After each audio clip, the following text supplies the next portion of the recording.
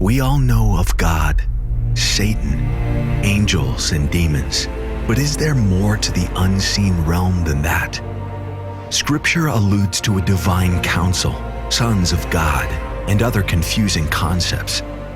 And why do we just skim over these scriptures? I was a PhD student in biblical Hebrew studies. I had read every word in Scripture, but I had never seen it. One Sunday morning, a colleague of mine handed me a Hebrew Bible, open to Psalm 82, and said, "Here, read this closely."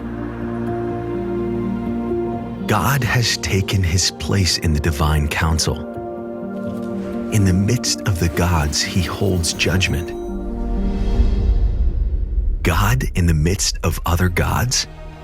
That sounded heretical at first.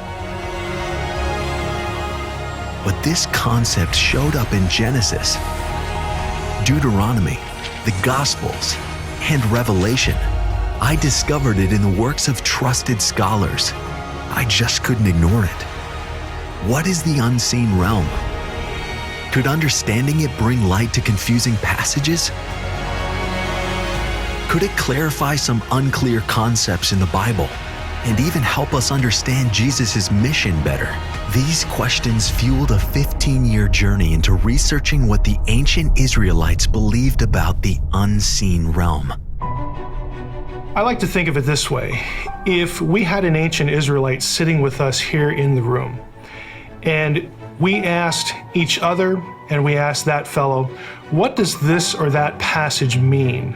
How do you read it? What goes off in your head when you read these words?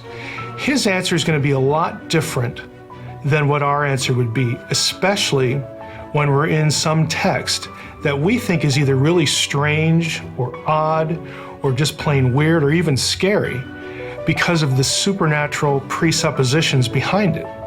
That's what I want readers to get. Scholars, because of the rationalistic Western mindset, are detached from talking about these things and tend either not to see them or tend to try and play them down or are not sure what to do with them. I just think of Exodus chapter 12, verse 12, where on the eve before the death of the firstborn, God announces to Israel, on this night, I will have victory over the gods of Egypt. Gods there is being used to refer to those spiritual powers that are supportive of Egypt. They are real.